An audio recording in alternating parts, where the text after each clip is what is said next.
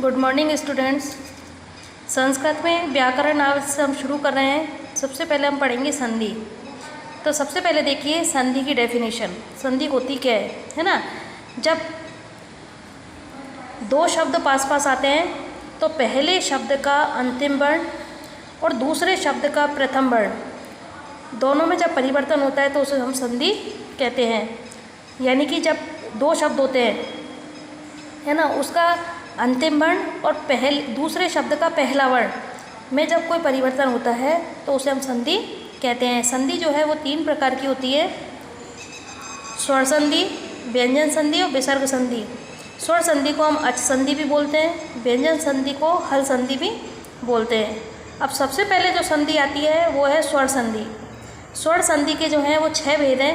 पहली दीर्घ संधि, गुण संधि, वृद्धि संधि, यण संधि, अयादि संधि और पूर्व रूप संधि। तो आज हम सबसे पहले स्वर संधि पढ़ेंगे।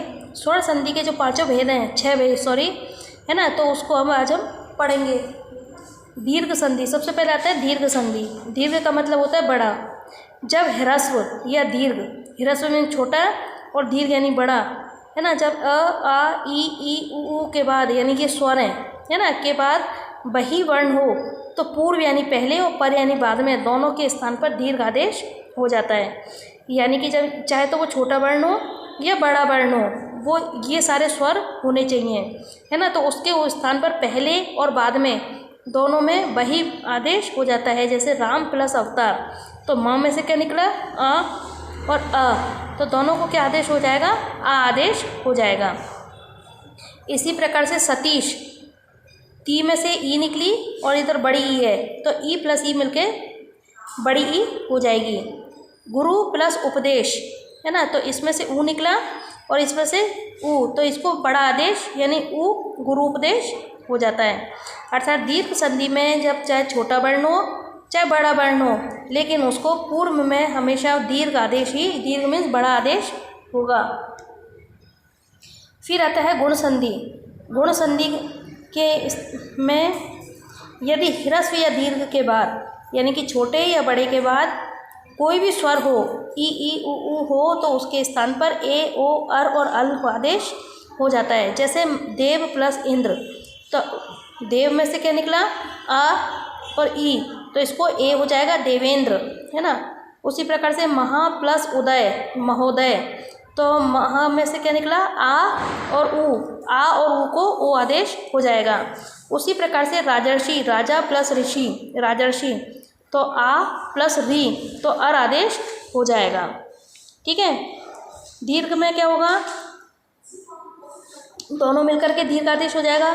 गुण संधि में जो होगा वो आ ई को ए ओ और अर आदेश हो जाता है। फिर आता है वृद्धि संधि है ना, तो वृद्धि संधि में ए और आ के पश्चात ए आई होने पर आई आदेश होगा और ओ और औ के स्थान पर औ आदेश होगा। यानी कि चाहे ए और आ हो तो उसको बड़ा आदेश ए हो जाएगा है ना, और ए आई के स्थान पर आई आदेश हो जाएगा और उसको ओ और औ के स्थान पर औ आदेश हो जाएगा। जैसे सदा प्लस एव है ना, तो आ प्लस ए इक्वल टू ए, सदा प्लस एव। महा प्लस औषधि महोषधि, इसमें से क्या निकला आ और ओ, आ और ओ को कौन सा आदेश होगा, औ आदेश होगा है ना। फिर देखिए फोर्थ यण संधि।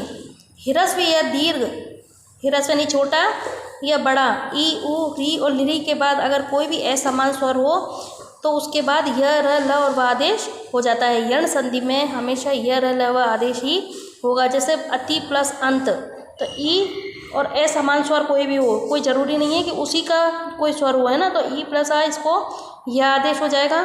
सु प्लस आगतम स्वागतम है ना, तो इसमें से क्या निकला उ और आ, तो दोनों अलग अलग स्वर हैं, इसको व आदेश हो जाता है ना। पितृ प्लस आदेश, तो इसको री प्लस आ है ना इक्वल टू र आदेश हो जाता है। तो इनको यण संधि में य र ल और व आदेश होगा। उसी प्रकार से देखो फिफ्थ है अयादि संधि है ना। अयादि संधि में ए ओ आई ओ के बाद कोई भी स्वर हो तो उसको अय अव आय और आव आदेश हो जाता है ना। तो जैसे शय प्लस अनम, शयनम, तो इसमें से क्या निकला, ए और अ, ये असमान स्वर हैं दोनों ही, ये भी असमान है और ये भी असमान है, इनको ये आदेश होगा, है ना, ए प्लस अ है। उसी प्रकार से पो प्लस अनम पवनम, तो ओ प्लस अ अब आदेश होगा। उसी पर से गे प्लस अकह गायकः, तो ए प्लस अ दोनों ही असमान है, तो इसको आय आदेश होगा। पौ प्लस अकह पावकः, औ प्लस अ इक्वल टू आव आदेश। तो इसमें अय, अब, आय और आव ये आदेश होते हैं।